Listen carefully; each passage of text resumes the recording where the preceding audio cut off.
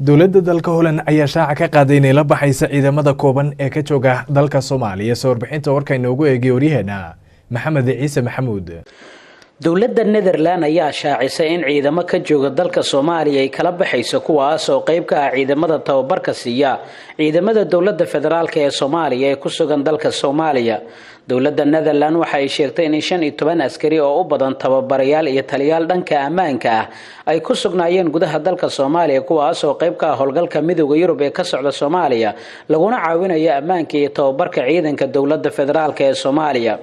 Netherland waxa kale oo ay sheegtay in bishii Abriil ee soo socotay ciidamadeeda ay kala bixi doonto dalka Soomaaliya sida lagu sheegay warbixin ka soo baxday dowladda Netherland isla markaana lagu daabacay bogga midowga Yurub.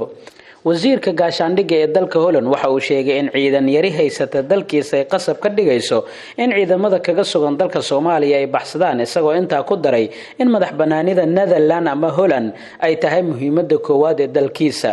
wasiirka ayaa ugu dambeyn waxa uu sheegay in dowladda Netherland ay sii wadi doonto howlgallada dhinaca bini'aadanimada ee midowga Yurub oo ka wada gudaha dalka Soomaaliya hase yeeshee qayb ahaan amnigii iyo ciidamadii tababarkooda bixin jiray ee halkaas ay kaga egtahay gudaha dalka Soomaaliya marka loo eego. waxaana uu sheegay in ciidamadaas ay qayb ka noqon doonaan xaqiijinta ammaanka Netherland. Maxamed Ciise Maxamuud, Somali Cable TV, Muqdisho.